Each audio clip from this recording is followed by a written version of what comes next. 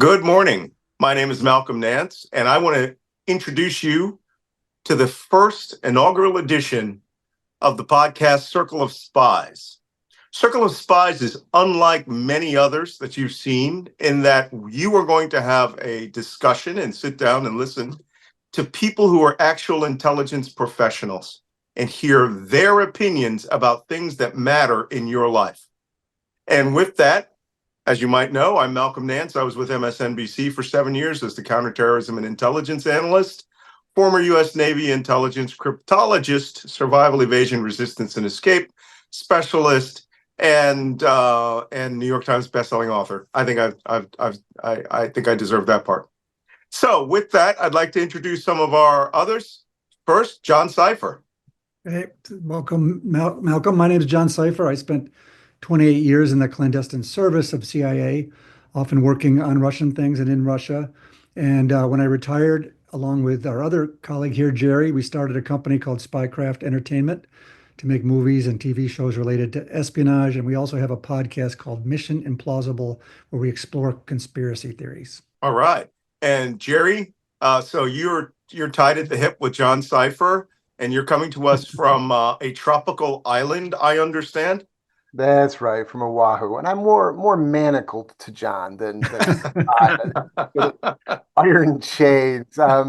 So Jerry O'Shea, 33 years as an operations officer at CIA, 4 times station chief. I've served in Europe, Africa, Asia, the Middle East, and I did significant time in pretty much all of our war zones: Afghanistan, Iraq, Southern Philippines, and Kosovo. And as John said, also co-host to the Mission Implausible podcast.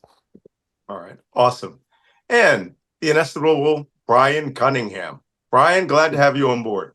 Thanks, Malcolm. Guys, holding a pen because unlike these gentlemen, I was very rarely at the tip of the sword. In fact, I'd like to say I was so back on the spear I could see the feathers.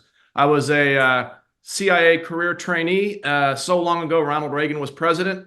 I was a CIA analyst in the Third World Activities Division of what was then the Office of Soviet Analysis. It was basically the Department of KGB fuckery around the world. And surprised to say those skills turn out to be pretty relevant today.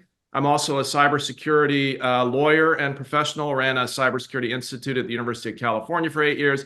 My last job in government was I was Condoleezza Rice's attorney for intelligence matters at the White House National Security Council. Good to be here. Wow, great to be here. Great to have all of you. And as you all know, I'm the minority hire because I am the only non-human intelligence officer on this panel. There may be other reasons, but for the most part, it's fun. You know, my principal agency was at the National Security Agency. So as a signals intelligence guy, it's always interesting to be the minority guy there. So that being said, I'd like to introduce today's subject, which is critical because we are here the day before what could be arguably the most important election since 1860. There is no way this is more important than the one that started the Civil War, but you never know. So we are going to discuss today using these great experts who have a lot of experience on the Soviet Union and Russia, foreign interference in the American electoral process throughout history, but most importantly, recently, and how it impacts you, the listener, the viewer, in your day-to-day life, and could, in fact, already have influenced your vote in past elections and the current election. So with that, I'm going to start this discussion first, because in 2016, I wrote a book called Plot to Hack America. And I had the unfortunate position to be the first person in U.S. news media to actually see the Russian hacking of the Democratic National Committee as an intelligence operation designed to not just influence the American election, but to actually put a candidate they preferred into office. And of course, the Russians went through a lot of machinations, creating a false persona known as Guccifer 2.0, put rumors out in the information sphere. I actually spoke about one with Chris Matthews on Hardball, where he asked me about a rumor that was being reported on Fox News by Judge Napolitano about a report that Vladimir Putin had 20,000 of Hillary Clinton's emails. And did I believe that there was a source actually releasing that information from U.S. intelligence? And as I said, no one's ever going to, ever going to tell you something that's happening in Putin's office. This must be the Russians releasing this information selectively in order to shape the information sphere. And then, of course, I made my statement on MSNBC where I said the United States was under attack in an information warfare operation that harked back to the old Soviet era. The stuff that, when I was a, baby spook, that was really way back, the way Russia would craft these information narratives and inject it into the bloodstream of U.S. news media. And it turned out to be that, what we found out was Russian interference in 2016. Now, that being said, are we being subjected to that or something that has a longer, older origin by Russia and their ex-KGB officer, Junior Lieutenant Colonel Vladimir Putin? John, what do you think? You spent reams of times in that place. I did, and I speak to groups often about this. Vladimir Putin, I think his Chekist past, and the word Cheka was the original Bolshevik security and intelligence service, which was designed after the 1917 revolution to keep the leadership in power at all costs. And then through the remainder of the Soviet Union, these kind of dirty tricks, assassination, disinformation, deception, all of these games went on for years and years. And Vladimir Putin grew up as a KGB officer. And so they tend to use these things not as just like other countries might do as a, value add at the far end of a foreign policy quiver. It's the main part of their foreign policy. And so Vladimir Putin, like the Soviets before him, have used these weapons to try to destabilize their enemies, to create chaos. And it's part of a whole culture of hybrid warfare by which they weaken their enemy from the inside. So if there's ever a real war, the other side is demoralized and can't go on. So in many ways, this is what Vladimir Putin grew up with, and this is the way he knows how to run foreign policy using these kind of weapons. And all the people around him were his KGB buddies. And so essentially you can argue that the Cheka, the former KGB, runs modern day Russia. Yeah. What's really funny about this is when I wrote one of my books, I went to his office in Dresden, where he was, his last tour of duty, his first and last. And one of the things that we found out from his Stasi archives, the archives of the German intelligence agency, East German intelligence agency, was this guy loved being a human manipulator. He would sit in these meetings, he wouldn't say a word, and he would do the KGB heavy in the leather coat thing, and the Stasi would use that against whoever they were trying to flip, right? Like this guy's KGB. But when the Soviet Union collapsed and East Germany was being reunited, he didn't fill his Lada up with sausages and and beer. He went to the Stasi headquarters and took the book of everyone that they had flipped. There was an American archivist that works for the German government that's investigating everything Stasi, and he found Vladimir Putin's Stasi files. And they believed that he went back to blackmail everyone as the new Russia was rising from the ashes of the Soviet Union. This guy was always money oriented when he went back to St. Petersburg. But that being said, this is, and you touched on it very carefully there, John, this is an old methodology for the Russians, right? Jerry, when there's a book by Joseph Conrad, the guy who wrote Heart of Darkness, called The Spy. And it was actually about a Russian czarist plot to blow up bombs at Greenwich, observatory in England using anarchists.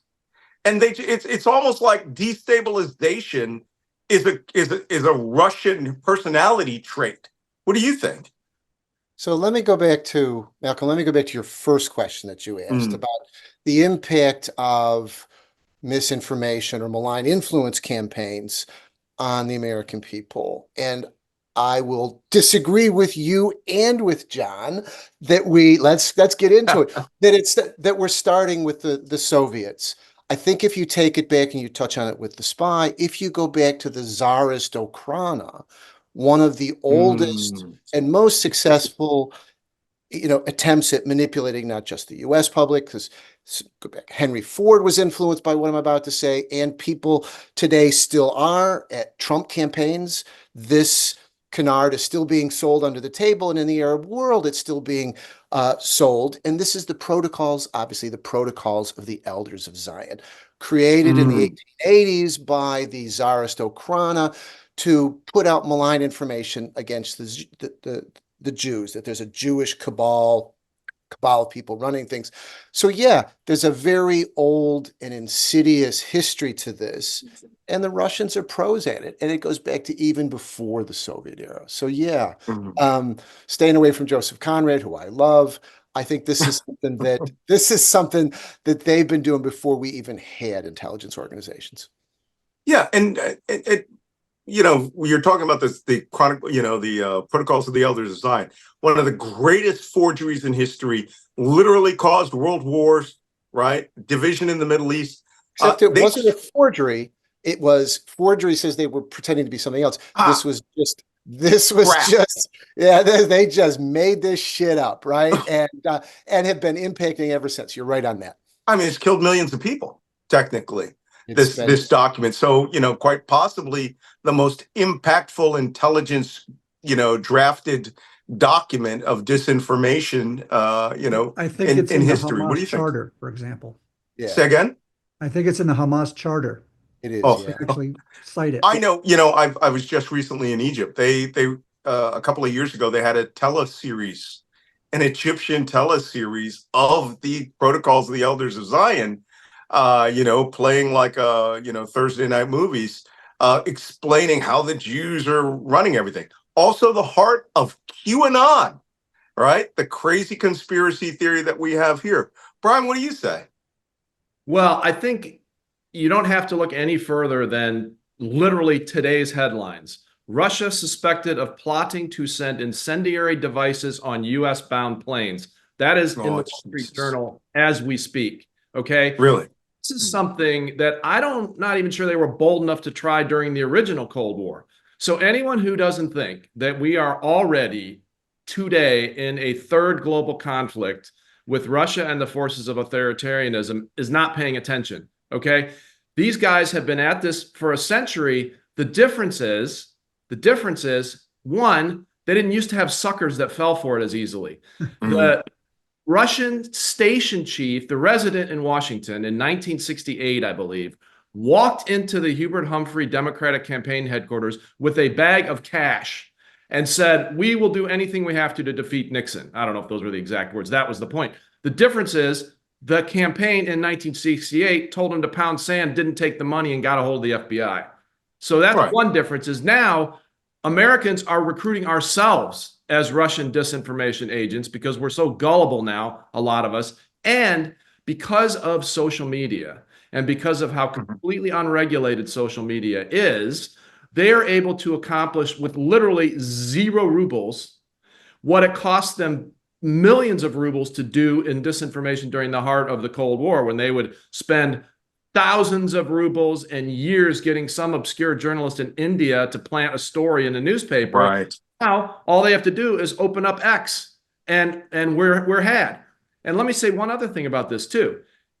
Historically, and still, the main objective is to create as much chaos and division and hate in Western democracies as they can, for lots of reasons, but one of which is so Putin can go around the world saying, "Hey, this whole democracy experiment, it was nice for 250 years, but really it's over." And at the same time, turn us against each other for reasons that were mentioned at the beginning of the show. Again, the difference is now we're doing it to ourselves, and he's got tens of millions of what the KGB termed useful idiots who are lapping this stuff up for their own political reasons in the United States and doing Russia's work for them. And now, unlike in a lot of election seasons, they have their candidate in Donald Trump. One thing, it's not just gullibility.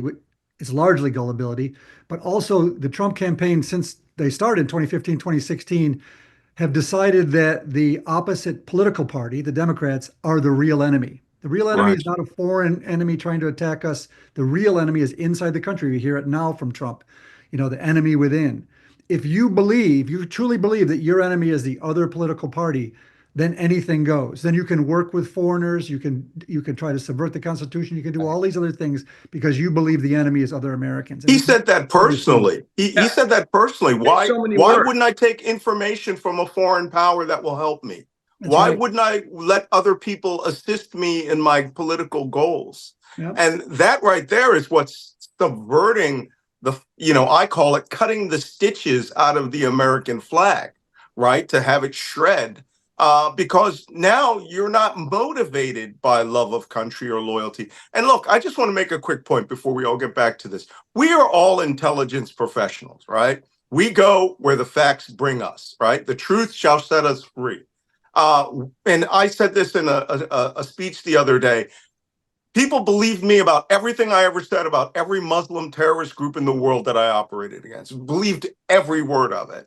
And there is nothing in our interest to harm America by ignoring internal threats and people who, when the Russians launch a meme, it's not just amplified, it's boomeranged by American entities who take it on as their own disinformation, and it'll get 1,000,000 times more amplification than the Russians ever dreamed of it. And that's one of the problems with our internal politics. And we all took the same oath. And it's not to a person, it's not to a political party, it's to the Constitution of the United States. And in our day, you basically had two kinds of Russian assets, Russian agents. They were the type that was fully knowledgeable, fully witting. They knew they were getting paid or blackmailed working for Russia. And then there were the ones I mentioned earlier, useful idiots who would do Russia's bidding mostly for their own purposes, sometimes not really knowing. And this Tenet Media story in the United States, which we can get back to with the Russian Front right-wing influencers company, is a great example of that. But now there's a third category. And these are people who are deliberately and knowingly doing Russia's work for them, and they don't even care, and they don't even try to hide it. It's a feature for them, not a bug. You saw Trump say, I think yesterday or the day before, that our allies and the enemy within are more dangerous than our so-called, air quotes, so-called enemies. And by that, he means Putin. To defend the Constitution from all enemies, foreign and domestic. I would just throw that in. But we've got this weird amalgam. God, I would just love to see what the School of Human Intelligence is teaching now, because we could really categorize easily people from, the useful idiots, the unwitting assets, the witting assets, fellow travelers. And now we've got this, to an agent, a contracted agent. But now we've got this, like you say, there's a hybrid category of I'm your homeboy. Right? I want to help you because it helps me, and I don't care if it hurts my country. And you can pay me, but I'll generally do it without pay. And then, of course, you have the Tenet Media operation. This was a literal Russian spy operation run by Russian spies outside the United States, who recruited two Canadian right-wing influencers to create a shell company in Tennessee called Tenet Media that then poured hundreds of thousands of dollars into American right-wing influencers to do Moscow's bidding and spew their talking points. Someone has assumed that you have to offer stupid money to Americans and they will become your slavish dogs and say anything. We have no idea how much Tucker Carlson's being paid. Right? If he was being paid, whether he's just one of these fellow travelers or this new hybrid, I do it for love of you and my ideology, which is just, it must blow the recruitment spectrum off the scales, right? Let's be clear about one thing, okay? Yeah, what's that? All of us have been involved in counterintelligence operations and investigations. I don't ever accuse someone of being an actual Russian spy. Right. I have proof, but I will say this. If Donald Trump and J.D. Vance and Tulsi Gabbard and Tucker Carlson are not fully recruited Russian spies, they couldn't be doing a better job if they were. So they better ask for money. You know, these guys who have contracts, right? You got me like, you will report in this, you will have this tasking, you will collect blah, blah, blah. This new hybrid category doesn't do it. It's like, I'm good. I'll do whatever you need. But I think, let's address the pachyderm in the parlor. There's an angertainment industry out there, right? That's making money off of this. And allow me to make a quick list for the listeners out there just to think about. And Brian, you're right. I'm not making an accusation, but I'm going to put some dots out there. X is run by a guy with 3 passports, right? Possibly entered the US illegally to work. He's having secret conversations with Putin. Fox, also run by a guy with 3 passports, right? So, you have to talk about mixed allegiances, but he's currently married to a Russian citizen who is the ex-wife of a sanctioned US oligarch, and she is the mother-in-law of a current Russian oligarch, pro-Putin, who's also under sanctions. Then you've got Newsmax, which is owned up to 50% by a Middle Eastern autocracy that funds Hamas, right? The Al-Thani family in Qatar. One American News Network, owned by a guy in his mid-80s with a young Russian wife, very mysterious. They don't say what he's up to. And then lastly, I'll just throw in the Epic Times, run by a Chinese secretive cult. And the editor of this has just gone up on federal charges for using the paper as a money laundering operation, where he's personally accused of stealing $67 million, mostly off of fake healthcare benefit payouts, and he's pumping money into pro-Trump Republican PACs. I'm not saying any of these people are controlled by the Russians, but I'm saying as an counterintelligence officer, I would have a little concern if somebody was looking for a security clearance and had any one of those points in their background. Let's not forget the 2 Russian oligarchs that helped finance Musk's takeover of X. Look, goes without saying. And the Saudis. And we could go further. I just wanted to do a short list just for the listeners to keep in mind and do their own research and look at it. Look, I held the clearance for almost 3 decades. Top secret SCISAP. I never heard the phrase in my entire life, unclearable, until 2016. And they were like, oh, this guy's applied for a job in the White House. He's unclearable. What does that mean? People just disappeared in our world. It was like, you're just not getting the job. Unclearable, then cleared by the President of the United States, personal diktat. And these characteristics you're talking about, and these people who are out there, when you're talking about in the counterintelligence recruitment spectrum, let's use the old one, MICE, right? Money, ideology, coercion, co-option, excitement, and ego. What if it all just comes into a big ball? I mean, some of these characters are all of those. Forget about security clearances. You can't get a job in the local Safeway grocery store if you are a federal convicted felon. So, I mean, let's talk about scale for the viewers too. The Federal Bureau of Investigation, in a sworn affidavit unsealed by a U.S. federal judge, has stated as a fact that in the world in 2024 there are 2,300 influencers under the control of Russia. And there are 600 inside the United States. Now, I guess we only have about 574 to go to figure out who those are. Like you said, I remember in the old days when we were getting our briefings on how disinformation would come into the newssphere in the old KGB. They would hire 500 Indian guys at 10 rupees a day and pray that one fake-ass story would get into the Associated Press feed, right? And that was considered a victory. And then Pravda and Izvestia would amplify it as if it was true. And, their greatest success, of course, was AIDS being, a an operation that was done in order to infect Haitians and gays and influence, to infect Black people, of which there are still websites out there.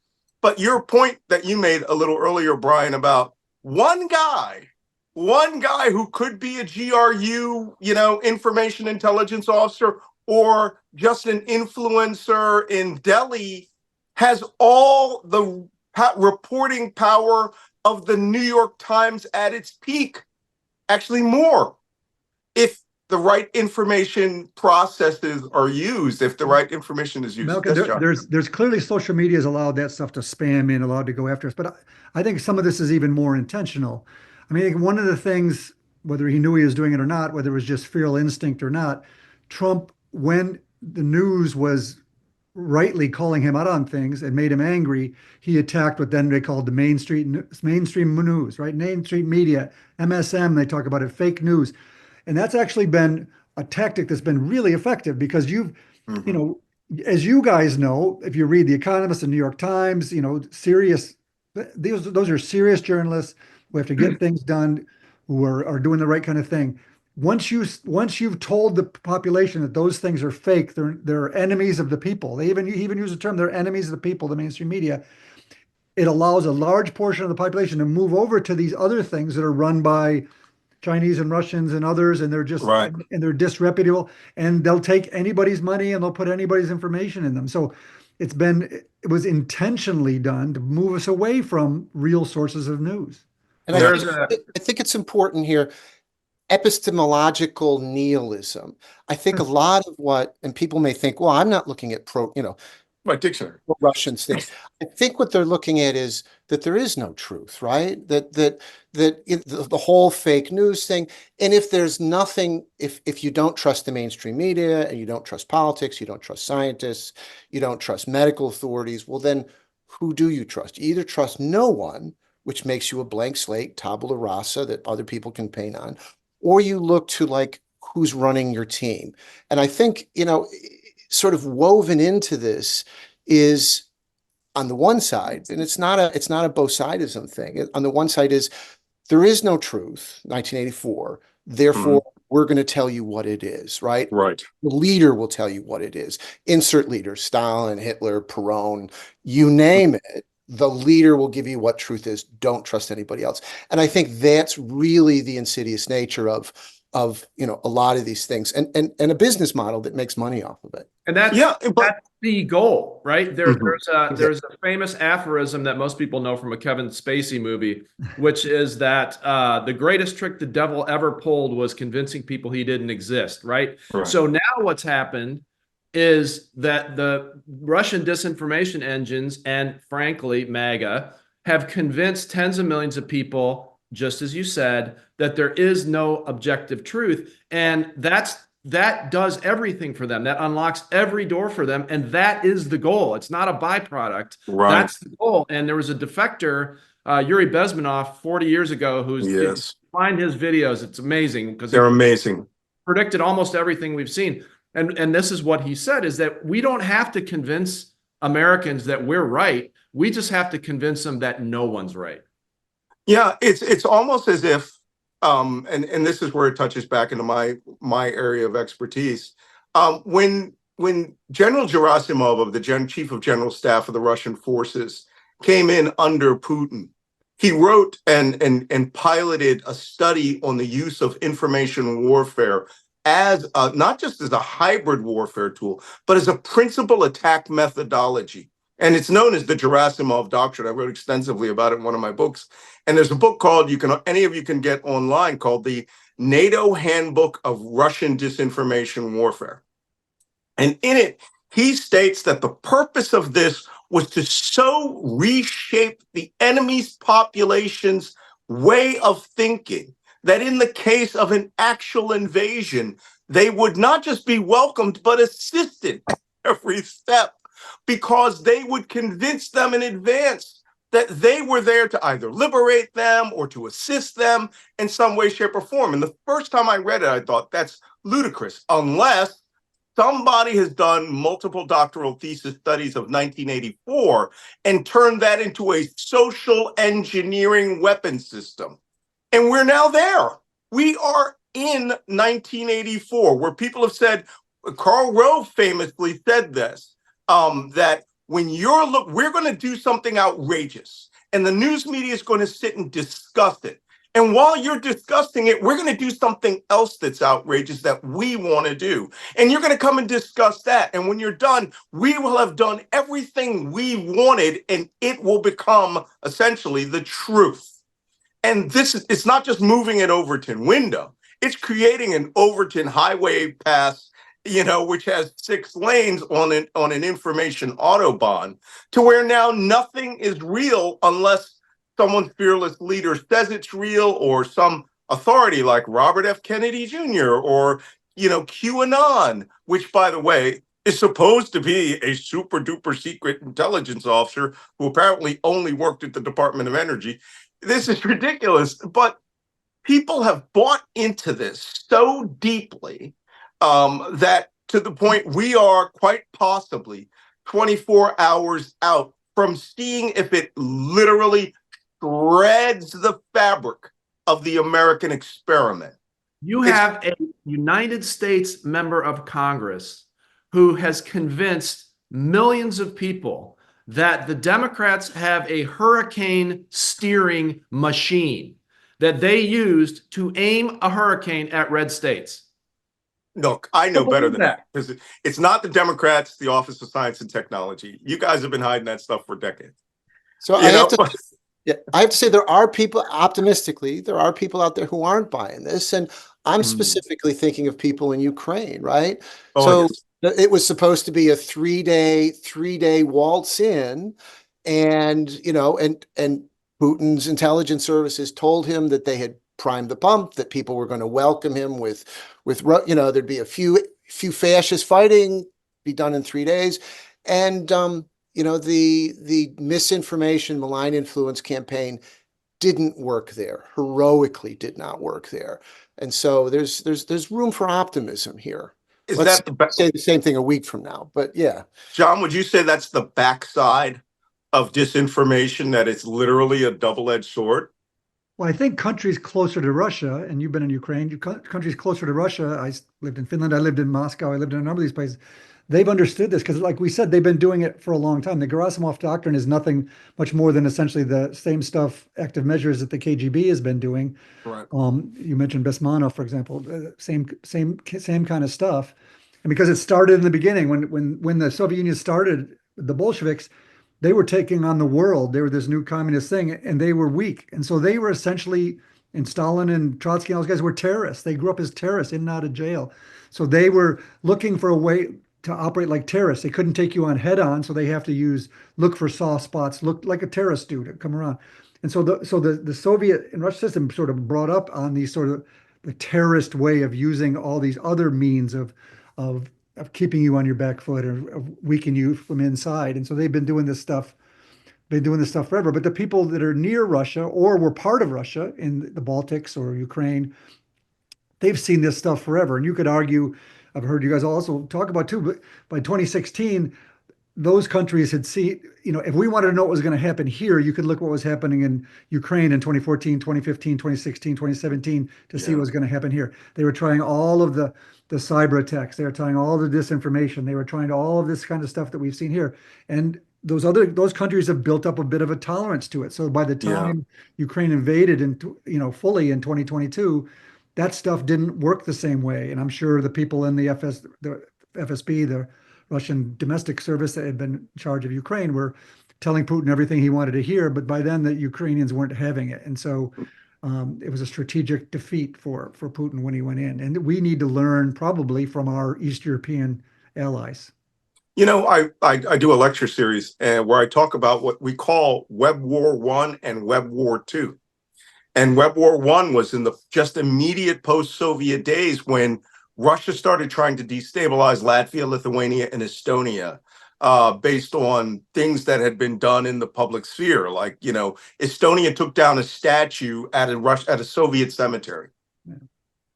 And Russia, leading off of what we could only describe as cyber vigilantes, locals who just attacked them with a denial of service attack. Then it took a while, for Russian intelligence, the GRU, to actually pile on to that. But it started as, these Russian citizens who just wanted to smack them by giving denial of service attacks. And from that point onward, the GRU was the principal attack agency in their version of NSA, which is their National Communication Security Service. These guys have just had figured out that criminals can do it for you. Civilians can be harnessed to do it for you so that you don't have fingerprints. And then on the back end, we can push that, push these attacks. They did it against Estonia, Lithuania, Latvia. And then what we call Web War II started in 2014, and when they went after Ukraine, when they seized Crimea.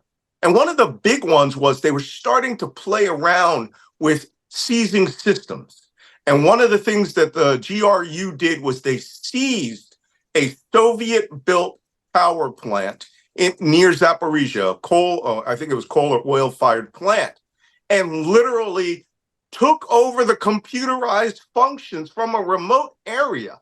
Someone had an identical terminal, linked it, and literally shut it down in front of the technicians, and it blacked out half of Ukraine.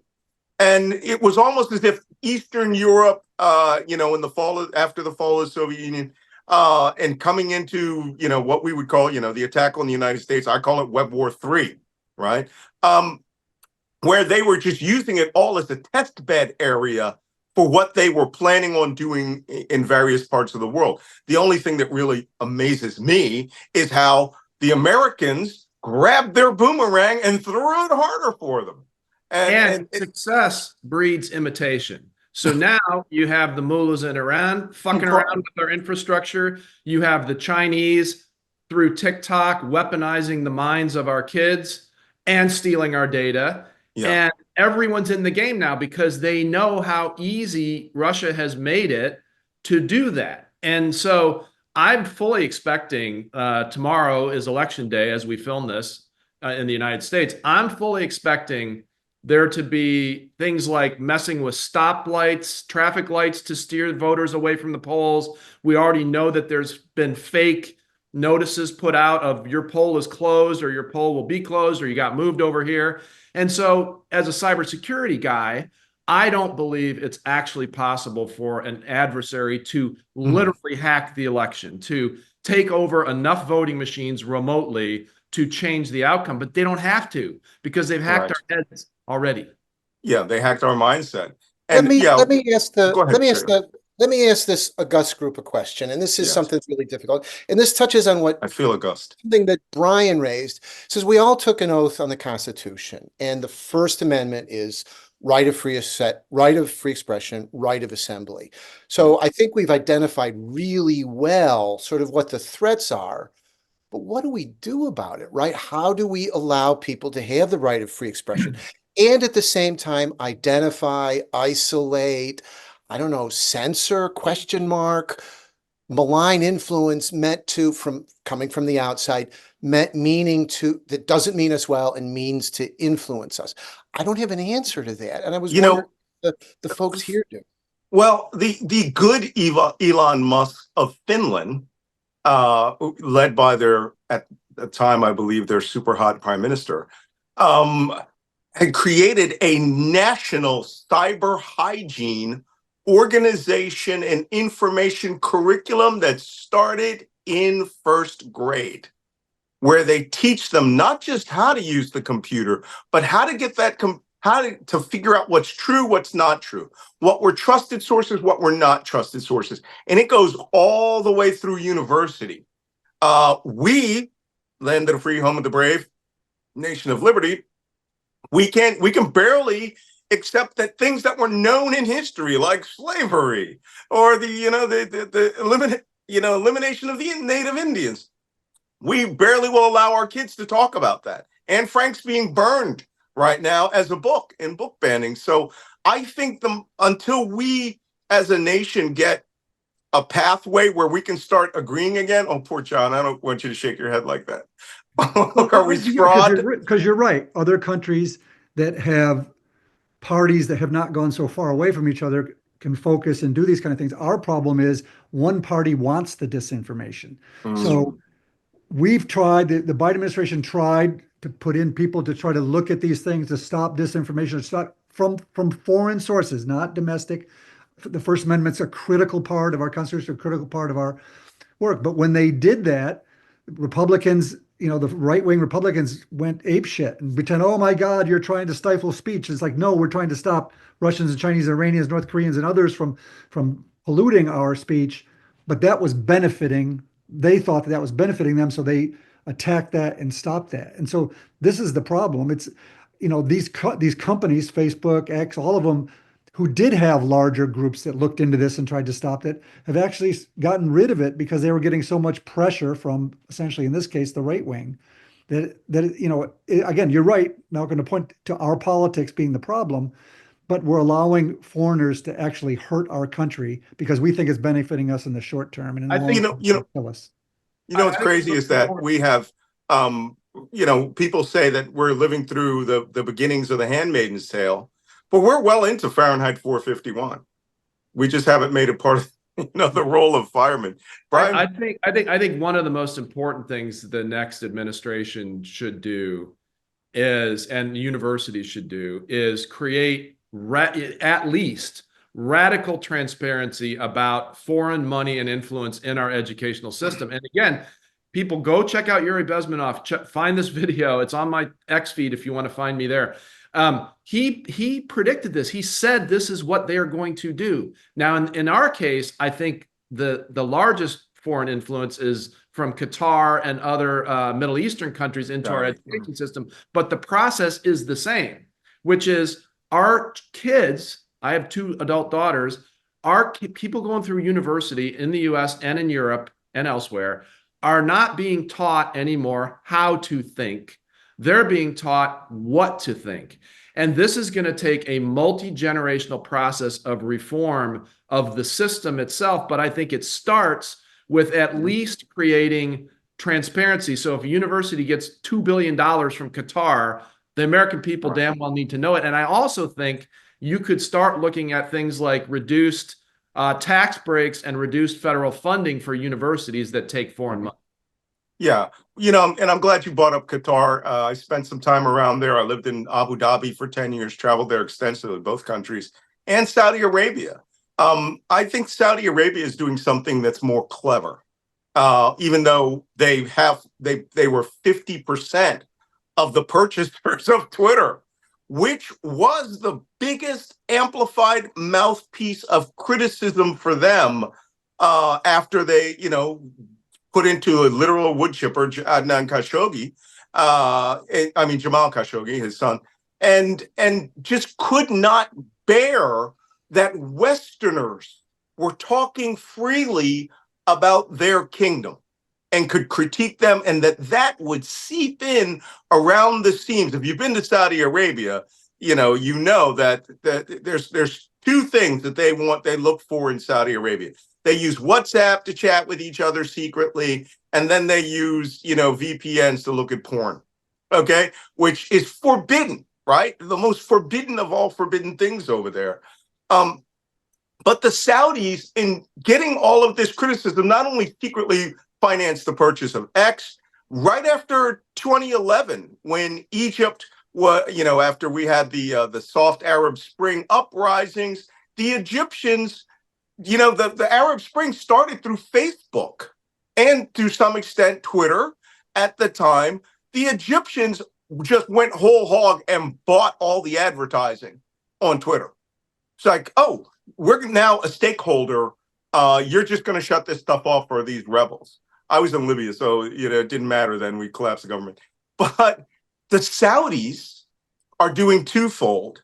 The Saudis are not only buying influence within those platforms to shut people up like they're doing with Twitter, they're also buying social activities to seize the world's attention span, like buying the World Golf League, right? By buying the GPA. Bought it wholesale, outright. Golfing in the world now essentially belongs to Saudi Arabia. And they just did it again with tennis. which is, and I wouldn't say it's an elite sport, but it's a sport whose influence is outsized. The Qataris did it with the World Cup. I was there when 10 years of work putting in the World Cup. You couldn't get a thimble of rum secretly into Qatar, and then they were selling alcohol during the World Cup. These things like Formula One, even though they're elite sports, they're the things that you see in the high-end oligarchical magazines and things that people like equestrian sports are essentially being bought out by them. The Saudis are not just going after information; they're going after the sport that influences the kid who would be on the internet, who would be more interested in that sport than, let's say, re-engineering Islam through a terrorist attack. I found that fascinating. I've got a question for the group as well. So I've spent some time, and I think we all have, in Asia. And the Chinese have done, I'll just say it, a pretty piss poor job of getting their message out in places like the Philippines and Malaysia and Indonesia. There's not an upswell. They're not as successful as the Russians, at least in their near abroad. And I don't see visually or audio, I'm not seeing as much Chinese influence. I'm sure it's there. It's more difficult to define. Are they just really better at it because they're doing it without us seeing? Are they not as involved? What say ye all? Well, I think one answer, guys, is we're too old to be on TikTok. I'm on TikTok. That is the right answer. Yes. I was going to go there, but it was like, yeah. Here's a good news story. I've written about this. I've spoken publicly about it. I think it's a near certainty that in the next 5 years, the United States government will compel the repurchase and ownership of TikTok by Americans in America with the control of the algorithm and with the ability to prevent our data from being exfiltrated. I think that's one of the very few things that both political parties agree on. I think the U.S. president already has the authority to force it, and if he or she doesn't, Congress will give it to them. And I think that's going to make a huge difference in the generations 2 and 3 and 4 behind us, because I do think, look, all of a sudden, bin Laden was a folk hero on TikTok. Hitler became a folk hero on TikTok. These guys know what they're doing. And it's not just stealing our data, it's trying to influence our young people. I think China's superpower in this area is not their skill at this, but they're learning, I'm sure. And you talk about TikTok, but it's our weakness. And this is part of the problem with the election coming up is the rest of the world used to think us as the leader of the free world. Even if you didn't like us, you had to understand what we were trying to do. You understood we were for open markets. You understood that we supported our allies. Our allies gave us information, intelligence, all these other kind of things. We got one party that if they win, will completely change that around. And so places like, Jerry, you mentioned Philippines, Malaysia, Indonesia, they have to bet what's happening. They have to bet who's going to win this, the Chinese or the Americans. And they live close to China, and they see us as a power that's becoming smaller, and China that's a power that's becoming bigger. And they're saying, based on two counties in Wisconsin, we could lose the stability and what we've known for the last 60, 70 years. Right. So they have to really think about it. So it's not that the Chinese have to be great at this yet. It's that, if we're not playing the game, they're going to win the game. They also have scale. They have hundreds of millions of amateur and professional hackers at their command. Right. I find it fascinating. Speaking of China, it's almost like they are trying to play the geopolitical adult in the room in the age of Trump, where the United States is going nuts. China is eating our lunch economically all over sub-Saharan Africa, or Africa. I was quite surprised when I lived in Abu Dhabi to see a Chinese Chinese engineering company appear out of nowhere, pop in 10,000 workers that no one ever saw. They had their own village. They never left the site. Build these monumental things. We had, my wife had 50,000 Pakistani workers, when she built the island that created the new Louvre Museum there. And the Chinese now are everywhere in sub-Saharan Africa, putting in infrastructure, putting in these major capital projects in exchange for using Africa as sort of like a supermarket to take all their food, which they are not selling in Africa, right? It's all being exported to China, and they're technically it's like the early 1960s again, only without the Soviet Union and the United States present, right? China is there, and they're there everywhere, and they're subtle about how they're taking over Africa, But that being said, I also got, I'm a World War II buff and intelligence buff. And one of the things that I was recently studying as part of my memoir was U.S. signals intelligence collection off the Japanese islands, in pre-World War II. And I really have this feeling that China is more like having the East Asian cooperation sphere level of influence, right? Dropping a pamphlet here, having a conference there, but they're fully intending to seize everything. I don't know if they care. What do you think, Jerry? Oh, you're in Hawaii. I've got to say, I really enjoyed this. I would rather be on this panel with you guys than with the greatest experts in the world. Well, thank you for coming to this episode of Circle of Spies. We're going to be doing this hopefully weekly. We're going to come back after the election. We'll see what interesting American geopolitical dynamics have happened, or if the election is over at all by the time that we show back up. I certainly hope you'll tune in, and thank you all for coming to Circle of Spies.